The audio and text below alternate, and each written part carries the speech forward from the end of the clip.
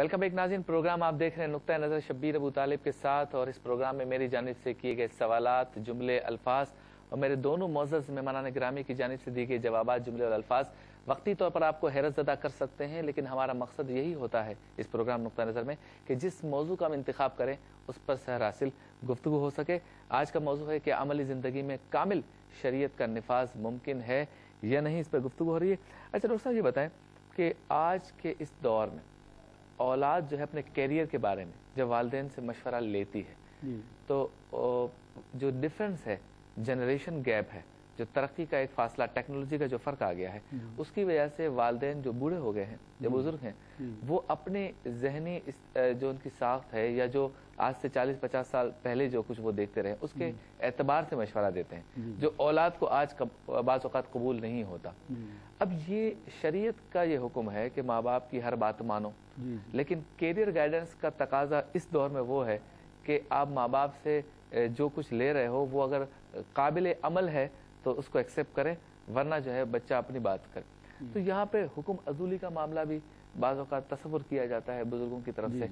इस मसले में शरीयत की बात मानूं या अपने कैरियर को देखूं, क्या रास्ता इख्तियार करूं? इस मसले में मैंने एक किताब अपनी लिखी है, हुकूकुल इबाद और इस्लाम, और वो इंग्लिश में भी ट्रांसलेट हुई है। अच्छा। और वेबसाइट पे है, अगर इसी नाम से जाएंगी तो भी, और मेरे नाम से जाएंगी तो भी मिल जाएगी। अच्छा। उसमें मैंने इस मुदल्लिल बहस की है इस मसले पर, जनरेशन गैप पे, और मैंने जो मशवरा दिया है वो बुजुर्गों को भी दिया और बच्चों को भी दिया। अच्छा। उसमें बुजुर्गों को अब वो कदीम जो रिवायात हैं उन्हें छोड़ देना चाहिए। अच्छा। हमारे यहाँ जो हेड ऑफ द डिपार्टमेंट बुजुर्ग होते थे और जायदादों का सिलसिला था और वो उनके तहत चलती थी, जो उन्होंने हुक्म कर दिया, बीवी को मसलन कह दिया तलाक दे दो, तलाक दे दी, इस किस्म की चीज़ें जो हैं अब नहीं चलेंगी। अब यह है कि बुजुर्गों के तजर्बात से बच्चे फ़ायदा उठाएं और बच्चों की जो नई टेक्नोलॉजी और मालूमात हैं वो उससे बच्चे फ़ायदा उठाएं। यानी दोनों जब तक अपने मामले आपस में तो जो है कंप्रोमाइज़ नहीं करेंगे, बच्चों ने जो जदीद टेक्नोलॉजी की तालीम हासिल की, इससे बड़े फ़ायदा उठाएं। बड़े फ़ायदा यहाँ पर वो अब सूरत हाल नहीं रहेगी, क्योंकि हमें पूरी नॉलेज नहीं है। अब मसलन मैंने 53 में इंजीनियरिंग की, आज मैं कहूँ कि नहीं मैं तो ये काम कर सकता हूँ, आज तो मैं नहीं कर सकता। आज जो नया बच्चा है वो कर सकेगा, इसलिए कि वो टेक्नोलॉजी बहुत आगे चली गई। और इस्लाम जो है वो चूँकि हम कहते हैं कि क़यामत तक के लिए है, लिहाजा जो मज़हब क़यामत तक के लिए है वो रिजिड नहीं हो सकता।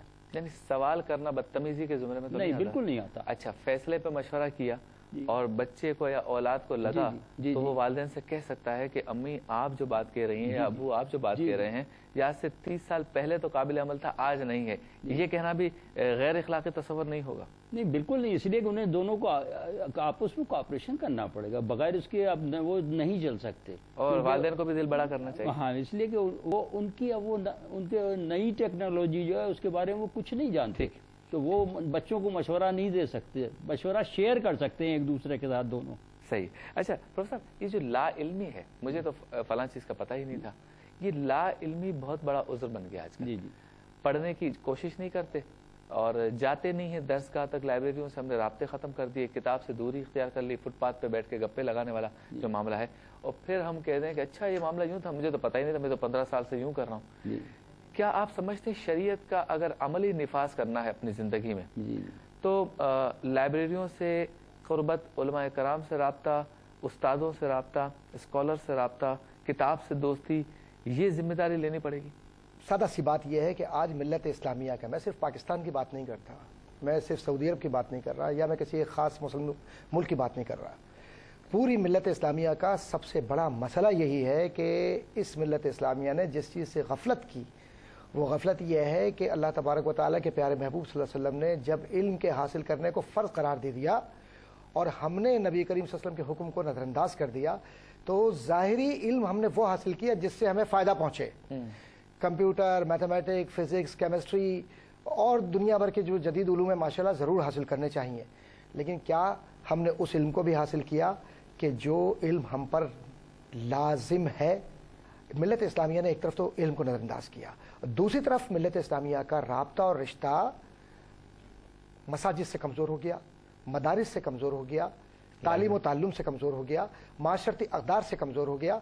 और सिर्फ हम ये तलाश करते हैं शरीयत में कि मेरा हक़ क्या है, मेरा फ़र्ज़ क्या है, हम इसकी तरफ नहीं जाते। एहसास जिम्मेदारी खत्म हो गई। एहसास जिम्मेदारी। अच्छा, लेकिन इसमें एक नुक्ता मैं यहाँ पे आपको इंटरप्ट करूँगा कि जिन माशरों में लाइब्रेरियों से ताल्लुकात जो है वो इस्तेवार हैं, ऑलरेडी लोग पढ़े लिखे हैं, पढ़ना चाहते हैं, पढ़े लिखे लोगों की कुर्बत चाहते हैं, वहाँ पर भी जो मुसलमान आबाद हैं उन माशरों में भी जहाँ ये सारी चीज़ें मौजूद हैं, वहाँ पर भी जो मुसलमान आबाद हैं उनमें फिर शरीयत के निफाज का ना होना, किताबों की सिलेक्शन और जिनसे राब्ते हैं उन शख्सियात की सिलेक्शन का नक्श है, क्या है, क्या वहाँ पे क्या मामला है? असल में बात यह है कि जिन माशरों में मुसलमान आबाद हैं, अगर आप बात कर रहे हैं यूरोप की या अमेरिका और कनाडा की, तो वहाँ मैंने एक बात नोट की है और डॉक्टर साहब भी इसकी तायद करेंगे कि उन माशरों में आज भी कोशिश ये हो रही है, जो ऐसे लोग हैं ना कि जो ये समझते हैं कि अंग्रेजी बोल लेना ही काफ़ी है या सिर्फ लिबास की नकाली ही काफ़ी है या उनकी तरह बाल खड़े करके और जेल लगा के घूम लेना ही काफ़ी है, तो वो तो आपको यहाँ भी मिल जाएंगे, वहाँ भी मिल जाएंगे।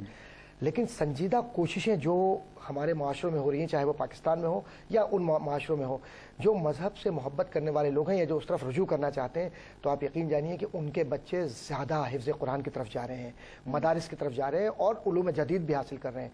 इसीलिए नॉर्थ अमेरिका में या यूरोप में जो बच्चे दीन की तरफ जा रहे हैं, उनकी मालूमात दोनों तरफ हैं। मतलब शरई उज़र, आप हर बात को शरई उज़र के खाते में नहीं डाल सकते। आपसे एक बात अर्ज़ करूँ, शरई उज़र क्या होता है?